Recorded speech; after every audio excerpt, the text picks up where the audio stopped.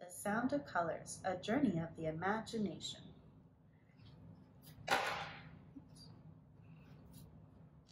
A year ago, I began to notice that my sight was slipping away. I sat at home alone and felt the darkness settle around me. But today I walked outside into the thin gray rain and made my way to the subway. I have a journey to go on. There are some things I need to find. I walked down, down, down to the subway platform, where the wind never blows and the rain never falls. Waiting for the train, I start to wonder, if all the subway tracks in the world joined together, then where would I go? Anywhere I can imagine. I push my way onto a train full of people. Do they all have someone waiting for them at the other end? The train shudders to a stop. The doors slide open. I don't remember what this station looks like. What will be around me when I step outside? I climb the stairs toward the exit, careful that I don't trip and fall. As slowly as an elephant, I plod up and up, peacefully, patiently, and one step at a time. When at last I walk out of the tunnel, I can't see the light, but I can feel the leaves, falling like sunshine all around me. I've heard a story that somewhere nearby, one golden leaf is buried. I want to pick some apples, heavy in my hands with their juice. They'll smell sweet and red. They'll taste plump and round. Back underground, the train scoops me up, and like a memory, carries me along. A new station, up the stairs again. What if I stepped out into an ocean? I dreamed that I know the language of dolphins, that I can hear the secrets of the sea. I've forgotten how blue the sky can be, but in my mind, I still watch the clouds change shape. I never noticed before that the train in the tunnel sounds like waves against a distant shore. I wonder what would happen if I stepped off the last stair and found nothing beneath my foot. Maybe the air would teach me to fly, just like it teaches the birds. And the wind would blow me back to the trains and set me gently down. Sometimes the streets twist themselves into a maze. But if you look hard enough, there's always a way out.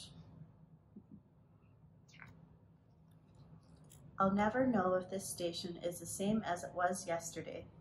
Did it change overnight? Grow into something new? Maybe I've come to the last station in the world, but this can't be the end of my journey. I haven't found what I need. Trains rumble and clank and rush past me. Which is the right one? It's easy to get lost underground. I wonder where I am and where I'm going. And if I'm getting closer to what I'm searching for. A little boy asks me how to get home. I'm looking too, I tell him. Home is the place where everything I've lost is waiting patiently for me to find my way back. The last thing I lost was the light, as if somebody played a joke on me, turned off the switch. I tried and tried, but I couldn't find it again. So I went forward, step by step, into the dark. Now I listen for the sound of the colors I can't see. I try to smell the shapes, taste the light and dark, and I hope to find a friend who will read me a poem while the window fills up with sunset. There must be someone who will sit beside me, sip tea, tell me her hopes for the future, and listen to mine. Even when I'm tired of the jolting trains and the stairs up and down, one thought keeps me going. Someone could be waiting for me at the other end. He'll take my hand and hold the umbrella over me. He'll tell me what the stars look like. He'll walk by my side all night long.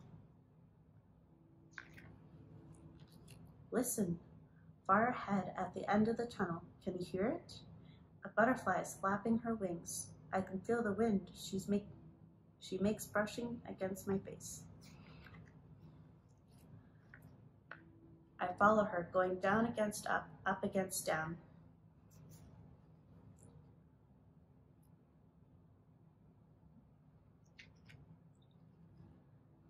Straining to hear the delicate sound of her flight through the clamor of the city. Because I think she can show me where I could find a juicy red apple or a single golden leaf. She'll take me to the friend I need to find. She'll lead me to the place where all the colors are.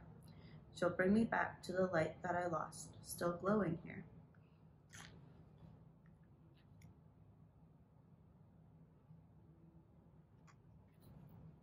In my heart.